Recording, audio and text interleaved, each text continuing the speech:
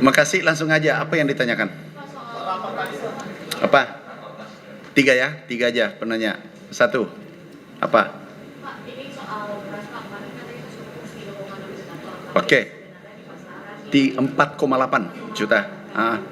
Tapi di pasar Cipinang itu sudah 1 bulan itu kan tidak ada stok dan juga di Televisa Modern untuk beras. Kata siapa? Tadi kita ada tim yang di sana. Dari media apa? Saya tanya dari Pak. Oke. Dan juga saat itu di Televisa Modern. Oke. Juga beberapa melakukan kosongnya stok premium kemasan seperti itu Pak. Gimana Pak? Udah. Aku bagi 2 ya. Ada pasar tradisional, ada pasar modern. Oke? Sepakat ya? Pasar tradisional yang disuplai oleh penggilingan kecil menengah kecil. Oke? Pasar modern disuplai oleh pabrik besar.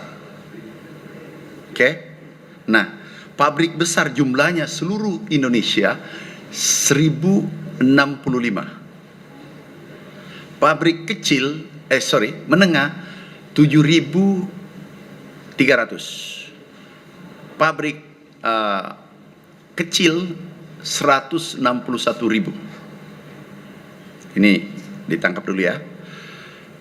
Dari seluruh pabrik ini, kapasitas pabrik yang kecil itu 161.000, kapasitasnya adalah 116 juta ton per tahun. Gabah kita itu hanya 65 juta ton.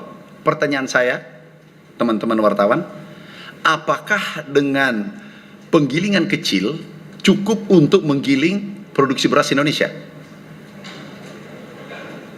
Saya ulangi, gabah yang mau digiling itu adalah 65 juta ton. Tapi kapasitas pabrik 116 juta ton yang kecil. Pertanyaanku, apakah pabrik kecil ini bisa menggiling padi yang tersedia di Indonesia? Jawabnya bisa kan? Karena 100.000, benar. Oke. Sekarang ada sedang. Itu kapasitasnya 21 juta ton. Kemudian ada yang besar, kapasitasnya 30 juta ton. Di sini terjadi kompetisi antar kecil dengan besar dan wartawan sudah tahu. Oke? Itu terjadi kompetisi. Jalurnya pasar kecil itu penggilingan dari petani, penggilingan kecil, kemudian pasar tradisional. Jalurnya pasar modern dari pabrik besar, kapasitas besar, bahkan itu bisa 1.000 ton per hari, itu jalurnya masuk ke pasar modern. Sudah tangkap maksudku? Yang terjadi hari ini berkurang, benar, ada yang kosong. Sepakat ya? Kemudian Anda mencoba, ada CNN ada nggak? Makasih ya, sudah beritakan tadi. Sudah baca beritanya yang terakhir, bahwa pesta, penggilingan kecil pesta, suplainya melimpah. Benar nggak? Terjadi Jawa Tengah, terjadi hukum pasar. Persoalannya kita mau memihak pada siapa? Yang kecil atau yang besar? Pemerintah menginginkan, pemerintah nih, bagaimana yang kecil ini jangan tertindas, penggilingan kecil, supaya dia ini ekonomi kerakyatan. Dan ini disubsidi oleh pemerintah 150 triliun, tahun ini 160 triliun disubsidi pangan. Nah, kalau yang besar biasanya bermain, harga gabah 6.500, yang besar langsung membeli 6.700, 7.000. Sehingga yang kecil tidak kebagian. Harusnya yang kecil ini dijaga 161.000. Mereka tidak kebagian. Yang terjadi sekarang, CNBC ada, terima kasih beritanya, bahwa tadi dari CNBC, saya sampai hafal medianya yang memuat, CNN memuat bahwa bahagia pesta penggilingan kecil, dan CNBC memuat bahwa pedagang eceran, pedagang tradisional itu omsetnya naik. Oke? Apa kesimpulan kita?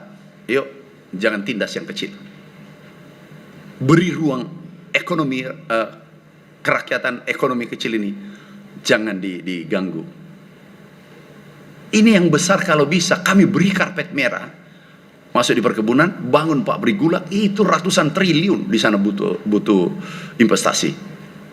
Agar republik ini kita tetap menyatu, jangan ada tertindas. Sudah paham maksudnya? Teman-teman wartawan? Clear? Yang tadi bertanya siapa? Sudah clear? Clear maksudnya? Ini jadi beras aman, stok banyak. Katakanlah ada kosong premium, itu nggak masalah. Justru ini menurut pedagang kecil dan penggilingan kecil itu berkah bagi mereka. Dan mereka yang bicara melalui CNN dan CNBC. Clear? Berarti Metro belum ke pasar tradisional. Nanti kalau pulang sudah tahu. Sudah tahu bahwa di sini naik. Beritakan. Berarti sudah tahu. Lanjutkan. Tidak boleh takut orang yang tidak salah. Ini negara hukum.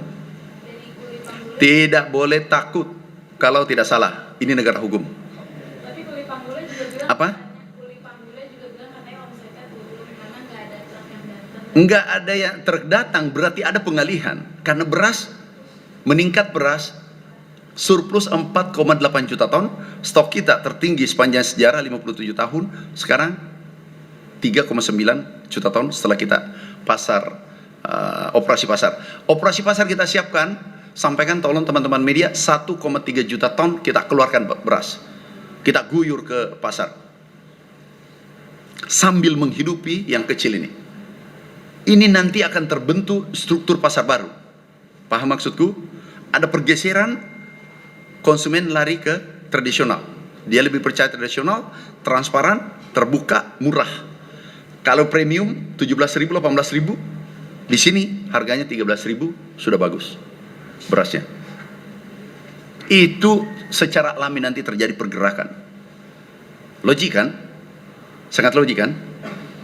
Jadi beras tadi yang saya ulangi lagi, bukan persoalan oplos, persoalan campur. Ini adalah tidak sesuai standar. Standar premium adalah brokennya 15%. Oke? Tetapi di sini ada tadi sampai 59, brokennya 59. Itu sesuai lab, bukan sesuai Kementerian Pertanian. Kami menggunakan lab 13.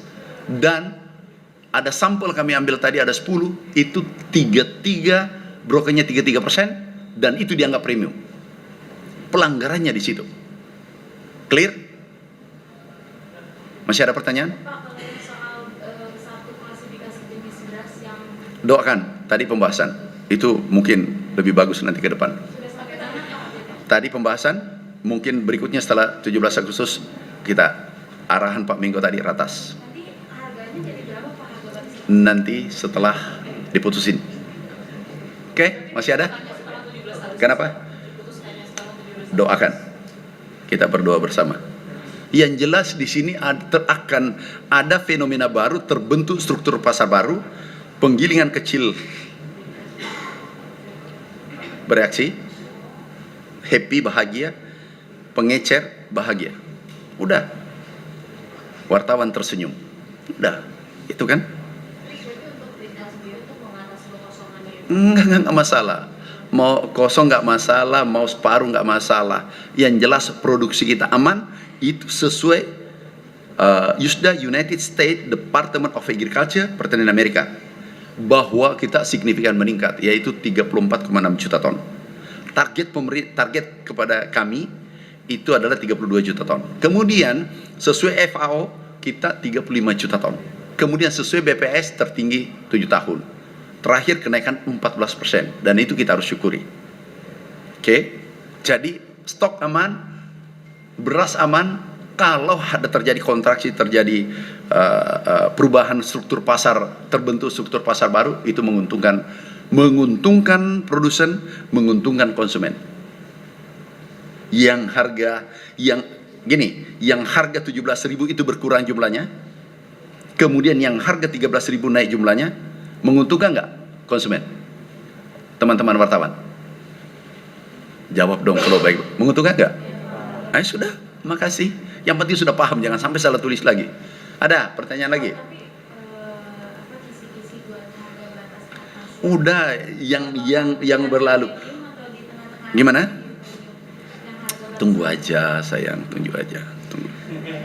Pak, soal Skopdes kan kemarin dijadikan penyaluran beras SPHP ya Pak. Nah, Ah, porsinya seberapa banyak? apa? Porsinya seberapa banyak? Siapa saja, wartawan juga boleh.